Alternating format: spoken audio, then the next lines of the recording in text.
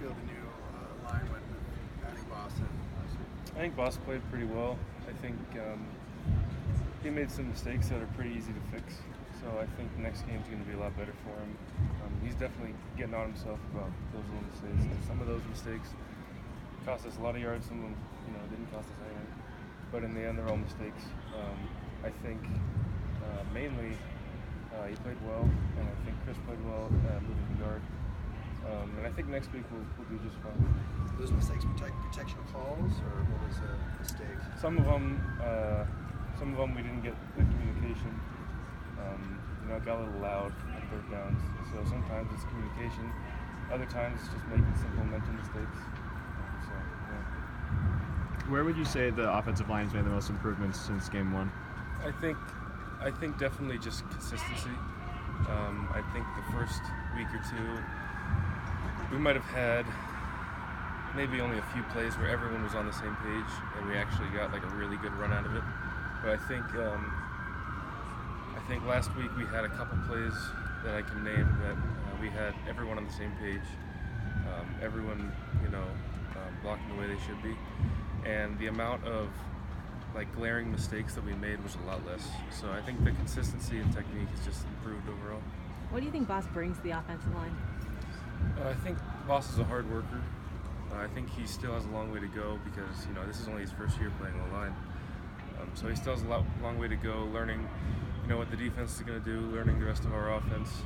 But I think he's got a lot of power. He's got good technique. He's an athletic guy, so I think he can be a really good center. Yeah. You were really concerned about getting to successfully run the ball. What did you think about the way you guys ran the ball against Colorado? I thought it was pretty good. I thought it was a lot better. I got to give credit to Josh. When we watch the film, he makes really great cuts. Stuff that we really haven't seen this year that often. So it's really nice to see him making those kind of plays. And just, the O-line as a whole, trusting our technique, trusting, our landmarks for where to block the guys, and just trusting the running back's going to hit the hole. That was a big source of pride for you, just being able to run the ball. Yeah. Is it a step in the right direction? Are you happy with that progress? Definitely, yeah. I don't remember the last time we had a 100-yard rushing game. Maybe we have had one, but it hasn't.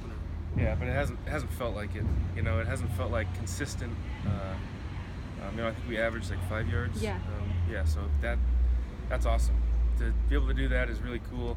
And in that game, I felt like every time we ran the ball, I felt like there were holes. I think we were moving our guys, and it's just a good feeling to have that. What do you guys have to do to sustain drives better, like that second half? I think penalties are killing us. I think sort of just the penalties on defense kind of get us down, and then just our energy just gets lower, and then everyone just doesn't put in as much effort as they were when we had a fighting chance. And I think we just have to realize that the way we play in the first quarter has to be throughout the whole game. That's something we don't do too great, but I think we'll get it. When you saw Josh Kelley on film, you talked about the cuts that he was making. What were the biggest differences in how he just approached that game compared to the first couple games when he wasn't really able to break out? Well, I think Coach Kelley was actually talking about how he was showing out. He was mentioning to the whole team how Josh, he didn't even play in the game before, and he asked Josh, "What did you do?" And he said, "I got better in practice." So, Coach Foster saying, hug the line and then make the cut at the end, not make the cut right away. And just seeing that on film is just a huge improvement. What are you guys doing to kind of keep Dorian's spirits up? I know it's been kind of a tough stretch for him right now. Yeah, I think he's got a lot on his plate. He's a freshman quarterback in this crazy offense, so he's still trying to figure out everything he has. But, we're just trying to keep the D-line off as best as we can. Our jobs are tough. His job is tougher, I'd say. So to be able to give him time to make his reads is something we need to do. And I think he's gaining confidence in us because we're getting better as soon as he's getting better. What challenges does the Washington D-line present to you? They're bigger guys. They're pretty fast. They have pretty good linebackers too. I think they're just overall a really good defense, and I think they play their scheme really well. So I think the main thing for us is, to not like get picked on stunts, not to run out to a guy who's coming inside and stuff like that. So I think mainly we just need to strengthen up and just blow our guys off the ball. That's the key of the game.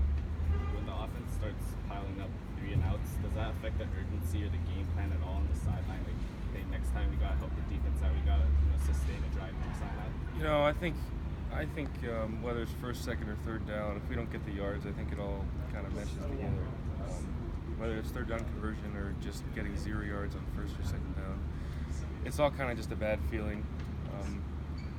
We do what we can in third downs. We protect. The rest is, up to the quarterback and the wide receivers.